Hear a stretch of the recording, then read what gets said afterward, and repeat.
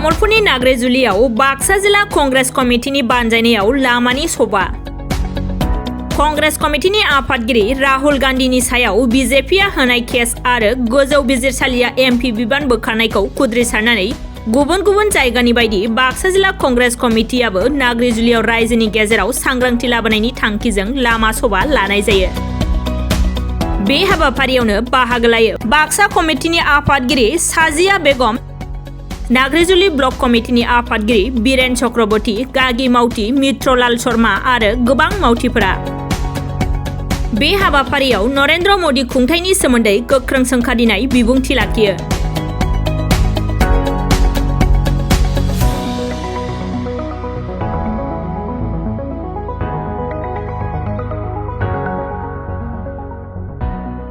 কাৰ্যসূচী আছে আজি নাগিজুলিত হৈছে, বিশেষকৈ ৰাহুল গান্ধীৰ কথাখিনি আপোনালোকে উল্লেখ কৰিছে। মূলত কাৰণসমূহ কৈ দিব। মূলত আজি পথসভাৰ উদ্দেশ্য এইটোৱে, আজি বাক্সা ডিষ্ট্ৰিক্টৰ উদ্যোগত নাগৰিজুলি ব্লকৰ সহযোগত মানে আমাৰ নাগৰিজুলি যিটো পথসভা আমি অনুষ্ঠিত কৰিলোঁ, এইটো কাৰণে অনুষ্ঠিত কৰিছোঁ। আপোনালোকৰ মিডিয়াৰ জৰিয়তে মই ক'ব বিচাৰিছোঁ, যিটো বিজেপি চৰকাৰে অন্যায়ভাৱে ষড়যন্ত্ৰমূলকভাৱে আমাৰ ভাৰতৰ কংগ্ৰেছৰ নেতা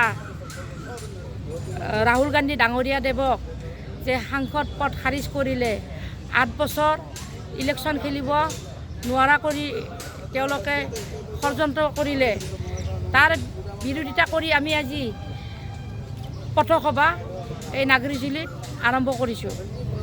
আমি আপোনালোকৰ মিডিয়াৰ থ্ৰুদি মই জনাই দিব বিচাৰিছোঁ বিজেপি চৰকাৰক, আপোনালোকে 2014 চনত যি প্ৰতিশ্ৰুতি ৰাইজক দি পেলাই আপোনালোকে শাসনৰ গাদীত বহিছিল, আজি ৰাইজে আপোনালোকক যি আশাৰে শাসনৰ গাদীত বহুৱাইছিল, সেই আশা পূৰণ কৰিব নোৱাৰি, সেই প্ৰতিশ্ৰুতি পালন কৰিব নোৱাৰি আমাৰ নেতা ৰাহুল গান্ধী ডাঙৰীয়াৰ পিছত যি এনেকুৱাকৈ ষড়যন্ত্ৰমূলকভাৱে লাগি আছে, আমি আপোনালোকৰ মিডিয়াৰ থ্ৰুদি জনাই দিব বিচাৰিছোঁ, যাতে আৰু যিখিনি কৰিলে তাৰ পিছত যাতে আৰু ৰাহুল গান্ধী ডাঙৰীয়াৰ পিছত যাতে আৰু ষড়যন্ত্ৰমূলক হিচাপে লাগি নাথাকে, সকীয়াই দিব বিচাৰিছোঁ বিজেপি চৰকাৰক।